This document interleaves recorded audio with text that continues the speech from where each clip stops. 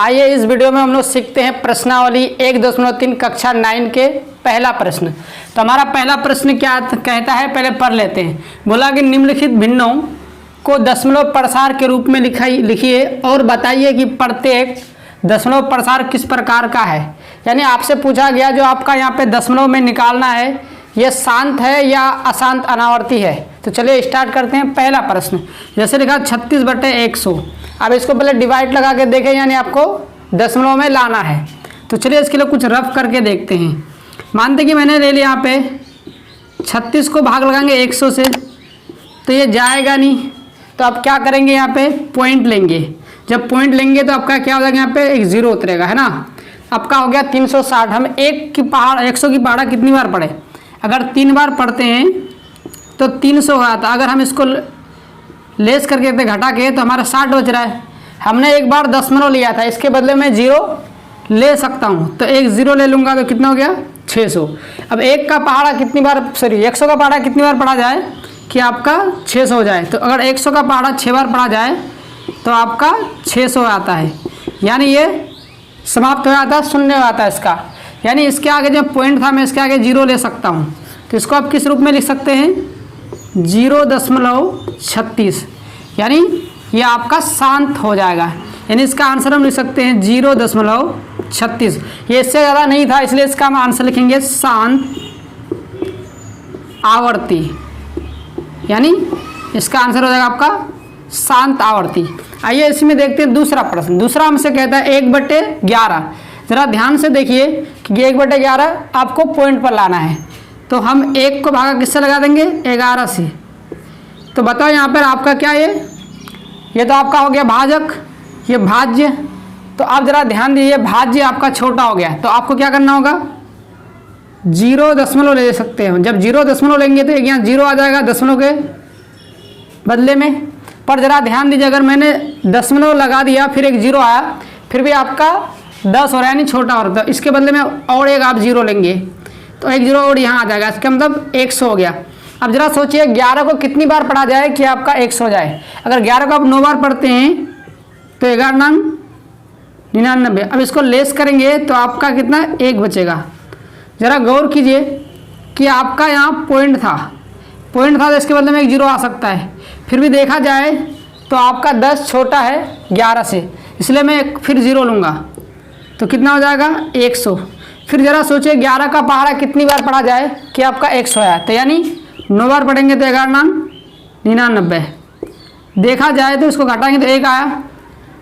असल में देखा जाए बार बार ऐसे ही रिपीट हो रहा है, ये मतलब समाप्त नहीं हो रहा। इससे ये हमें पता चलता है कि 0 पॉइंट के बाद 09 आता रहेगा। इसलिए आप इसको इस तरह भी लिख सकते हैं 0.09 और 09।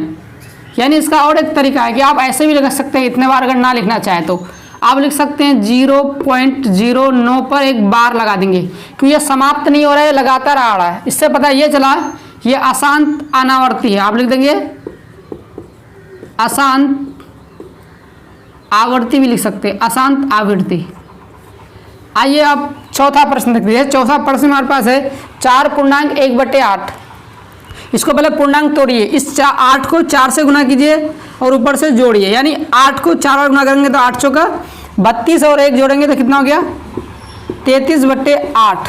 मैंने इसको सरल कर दिया है। अब इसको डिवाइड लगाइए, यानी उसी विधि से जैसे मैंने आपको भाग बताया था, मैं आपको डायरेक्ट करके दिखाता हूँ यहाँ पे। यानी अगर मैं 8 को 4 पढ़ूंगा तो 8 चौका 32 हुआ, बचा 1। जब 1 बचा अगर तो आपका तो 8 से जाएगा ना डिवाइड। अगर मैं पॉइंट लेता हूँ तो 1 बचा था तो कितना हो गया आपका, पॉइंट लिया तो 0, यानी 10। अगर 8 को एक बार पढ़े तो 8 एकम 8। ज़रा सोचिए कि 10 में से 8 गया तो 2 बचा। अब 2 में तो जाएगा नहीं, इसलिए मैंने यहाँ पर पॉइंट लिया तो इसका मतलब 0 आएगा, यानी हो गया 20। यानी 8 दूना 16। ज़रा सोचिए कि 16 हुआ, 20 में से लेस करेंगे तो 4 बचेगा। 4 बचा तो छोटा रहा, लेकिन हमने पॉइंट लिया था। जब पॉइंट लिया था यानी दशमलव, तो इसके बाद में एक 0 आ गया, यानी 4 था और 0 यानी हो गया 40। यानी अगर 8 को 5 बार पढ़ा जाता है 8 पंच 40, ये समाप्त हो रहा है। यानी इसका आंसर हम देखेंगे तो 4.125, यानी ये एक शांत होने वाला है, यानी असल में ये कट जाएगा, इसलिए हम लिखेंगे शांत आवृत्ति। चलिए इसी तरह इसको भी देखते हैं, आप डिवाइड कर सकते हैं अगर आप चाहें तो जैसे कि हमारे पास 3/13 यानी 3 को भागा 13 से लगाना। ज़रा रफ कर लेता हूँ पहले मैं। अब देखिए 3 को 13 से भाग लगाते हैं तो ये तो जाएगा नहीं। जब अगर भाग नहीं जाएगा तो आप क्या करेंगे, इसके लिए एक तरीका है कि 0 और दशमलव ले लेते हैं, यानी पॉइंट के बदले में एक 0 आएगा, दशमलव के बदले तो हो गया आपका 30। अब 13 को कितनी बार पढ़े कि आपका 30 हो जाए, तो 13 को अगर 3 बार पढ़ेंगे तो आपका ज़्यादा होगा, तो 13 दूनी 26 हो आता है। 26 से आप घटाएंगे 4 बचेगा, क्रॉस लेते हैं यानी आपका सिर्फ 4 बचा। अब ये 4 जो है आपका 13 से छोटा है, इसलिए अब मैं पॉइंट लिया था, पॉइंट के बदले में एक 0 आ जाएगा यानी हो गया 40। अब 13 को पढ़िए कितनी बार की 40 होता है, तो 13 तिया 39 होता है। मैं 3 बार अगर पढ़ूँ तो 39 हो रहा है। अब घटाएंगे तो 1 बचेगा। अब ज़रा गौर कीजिए, अब ज़रा अगर हमने पॉइंट लिया था इसके बदले में एक 0 आ गया, फिर भी ये 10 छोटा हो गया 13 से, तो हम ऐसा कर सकते हैं कि अगर हम 0 लेते हैं तो एक 0 ला सकते हैं। तो यहाँ पर आप एक 0 लीजिए और यहाँ 0। अब जरा गौर कीजिए आपका कितना होगा यहाँ पे 100। अब 13 को पढ़िए, 13 7 91 यानी 7 बार पढ़ा जाए तो आपका 91। अब घटाएंगे 9 बचेगा। आप पॉइंट लिए थे इसके बदले में 0 ला सकते हैं, हो गया 90। अब जरा सोचिए 90 हुआ, 13 को कितनी बार पढ़ा जाए, 13 को 7 बार पढ़ेंगे, 13 7 91, 6 बार पढ़ेंगे तो आपका कितना हो जाएगा 65। 13 6 78 आता है, यानी 6 बार पढ़ेंगे तो 78 हो जाएगा। 13 6 78। अब घटा के देखते हैं, 0 में जाएगा ना 1 5 10, आपका हो गया 10 में तो गया, सॉरी 8 गया, 2 यहाँ बचा कितना 8, 8 में 7 गया 1। हमने एक पॉइंट लिया था, इसके बदले में 0 आ जाएगा यानी 120। अब ज़रा देखेंगे तो 13 की पहाड़ा पढ़ के क्या 120 आता है, तो 13 के पहाड़ से अगर पढ़ेंगे तो कितना हो जाएगा, 13 7 13 8 13 नमांग 117, यानी अगर 9 बार पढ़ते हैं तो 117 होता है। तो 13 नमांग यानी 9 बार से 117, घटाएंगे 3 बचेगा। अब ज़रा गौर कीजिए कि पॉइंट लिया तो एक 0 आ जाएगा, तो आपका हो गया कितना 30 हो गया। अब ज़रा देखिए 30 हो गया तो मैं 13 को पढ़ के कितना कर सकता हूँ, तो 13 दूनी 26 कर सकता हूँ। घटाऊंगा कितना आ जाएगा मेरा 4 आ जाएगा। फिर आप दशमलव के बदले में एक 0 लेंगे, हो गया 40। 13 तिया 39 बचेगा 1। अब ज़रा देखिए यहाँ से वो वाला बात रिपीट हो रहा बार बार, अगर आप गौर से देखेंगे तो जैसे कि मैंने अभी कहा ना 13 दूनी 26 और फिर 1 आ गया, यानी मैं फिर इसको इसी तरीके से कर सकता हूँ कि 1 बचा, पॉइंट लिया तो 0 हो गया।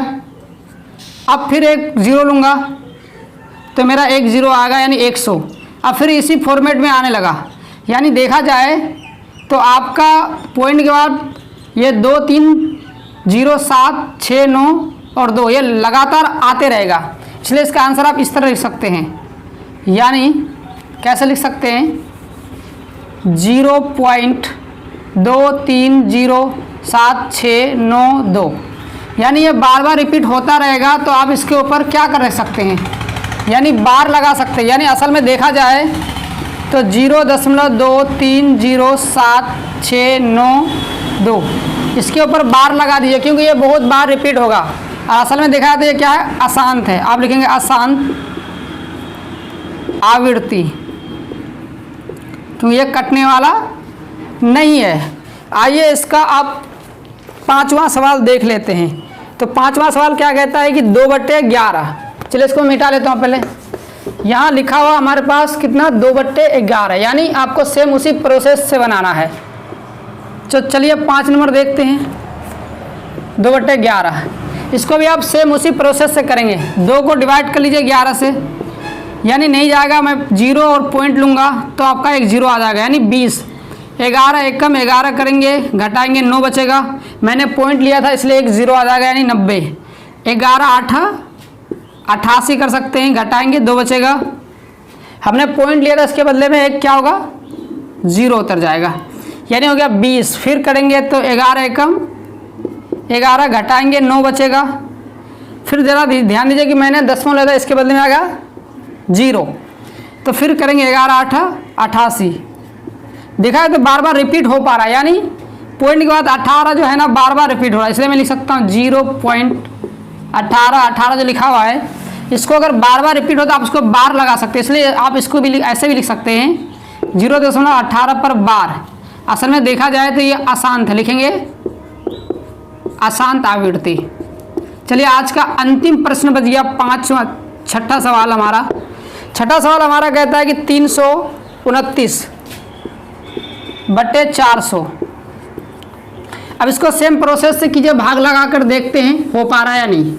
तो जरा देखिए इसको कैसे करेंगे। मानते कि मैंने 400 ले लिया और इधर 329। अगर ऐसा देखेंगे तो ये तो आपका छोटा हो गया, हम जीरो और दशमलव लेंगे तो एक जीरो आएगा। असल में देखा तो 3290 है। अगर 400 को 8 बार पढ़े तो कितना हो, 8 चौक 3200, यानी 3200 हो रहा है। लेस करेंगे तो 90 बचेगा हमारा। अब जरा ध्यान दीजिए कि हमने पॉइंट लिया था यानी दशमलव, इस चक्कर में एक जीरो आ जाएगा, हो गया 900। अगर 400 को 2 बार पढ़े तो 4 दूना 800 हो जाएगा, घटाएंगे तो हमारा 100 बचेगा। अब पॉइंट लिए थे इसके बदले में अगर, तो एक जीरो और आ सकता है, 1000 हो गया। यानी अगर मैं 400 को 2 बार पढ़ूं तो 400 दूनी 800 हो रहा है, घटाएंगे 200 बचेगा हमारा। हमने दशमलव लिया था, इसके बदले में एक जीरो आएगा, यानी 2000 हुआ। अब 400 को अगर 5 बार पढ़े, 4 5 20, यानी 2000 हो रहा है देखा जाए तो। यानी इसका आंसर मैं लिख सकता हूँ, ये समाप्त हो रहा है शून्य पर, यानी 0.8225, यानी ये 0 पर समाप्त हो रहा है, यानी समाप्त हो गया। अंतिम में जाके शेषफल हमारा 0 बचा था, इसलिए लिखेंगे हम ये क्या है, शांत आवृत्ति है, शांत आवृत्ति है। ये होगा आपका आंसर। इस तरह आप आसानी से इस चैप्टर के सभी हिसाब को बना सकते हैं। इसका प्रश्न 2 अगले वीडियो में बनाएंगे। अगर आपको वीडियो अच्छा लगा है तो आप दोस्तों से शेयर जरूर करें। मिलते हैं एक नए वीडियो में एक नए टॉपिक के साथ।